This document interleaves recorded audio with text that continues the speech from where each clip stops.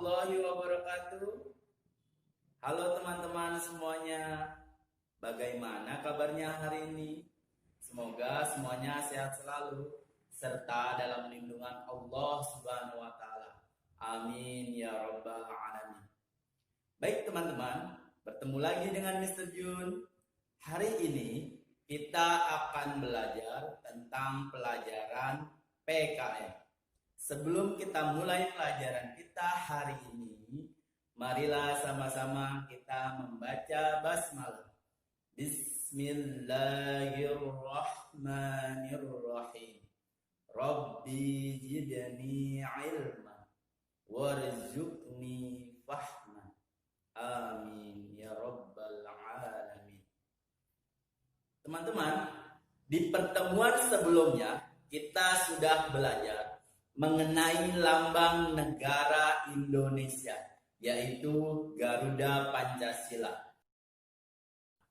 Materi kita hari ini adalah menjelaskan sikap tolong-menolong dalam kehidupan sehari-hari. Tujuan pembelajaran kita hari ini, yang pertama adalah siswa mampu menjelaskan sikap tolong-menolong dalam kehidupan sehari-hari. Yang kedua, siswa diharapkan mampu mengamalkan sikap tolong-menolong dalam kehidupan sehari-hari. Pengertian tolong-menolong. Tolong-menolong adalah saling membantu antar sesama umat manusia.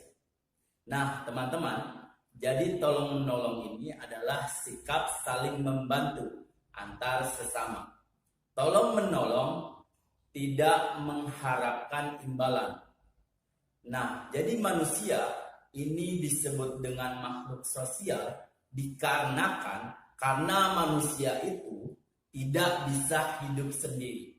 Bahwa kita sesungguhnya membutuhkan orang lain untuk sama-sama kita membantu dan menolong orang yang sedang kesusahan. Maka manusia itulah yang disebut dengan manusia sosial. Manfaat tolong-menolong. 1. Pekerjaan yang berat akan terasa menjadi lebih ringan. Yang kedua adalah pekerjaannya akan cepat selesai. Yang ketiga, mempererat tali persaudaraan. Yang keempat, menciptakan persatuan dan kesatuan antar sesama. Yang kelima, menumbuhkan kerukunan antar sesama manusia. Nah, teman-teman, itulah beberapa manfaat dari sikap tolong-menolong. Jadi, kita sebaiknya sama-sama harus memiliki jiwa atau sikap tolong-menolong antar sesama, baik di lingkungan rumah, sekolah, dan masyarakat. Nah, teman-teman, contoh sikap tolong-menolong di lingkungan rumah. Yang pertama adalah kita senantiasa membantu pekerjaan ibu membersihkan halaman rumah. Yang kedua, kita sama-sama membantu anggota keluarga kita seperti mencuci piring, kemudian membersihkan rumah, membereskan tempat tidur, dan yang terakhir, membantu pekerjaan ayah. Beberapa contoh sikap tolong-menolong di lingkungan rumah, kalau kita jabarkan sebenarnya banyak, tapi itu adalah menjadi kebiasaan kita sehari-hari di rumah. Alangkah baiknya kita sama-sama saling membantu anggota keluarga kita, baik ayah, ibu, dan adik kita. Kemudian, contoh tolong-menolong di lingkungan sekolah. Yang pertama adalah piket bersama. Jadi kita bersama teman-teman di sekolah, alangkah baiknya kita sama-sama membersihkan ruangan kelas kita, teman-teman. Ada yang menyapu, ada yang mengepel, ada yang membereskan meja, dan seterusnya. Nah, yang kedua adalah membantu teman kita yang membutuhkan alat tulis apabila teman kita sedang kesusahan. Kemudian yang ketiga adalah kita mengumpulkan uang duka untuk teman kita, atau ada sebagian teman kita yang orang tuanya meninggal, alangkah baiknya kita sama-sama mengunjungi dan sama-sama mendoakan teman kita yang sedang kesusahan. Nah, itulah sebagian contoh dari tolong-menolong di lingkungan sekolah. Kemudian, contoh tolong-menolong di lingkungan masyarakat. Yang pertama, jika kita melihat seorang nenek yang sedang atau yang ingin menyeberang jalan, alangkah baiknya kita sama-sama menolong seorang nenek yang hendak menyeberang jalan.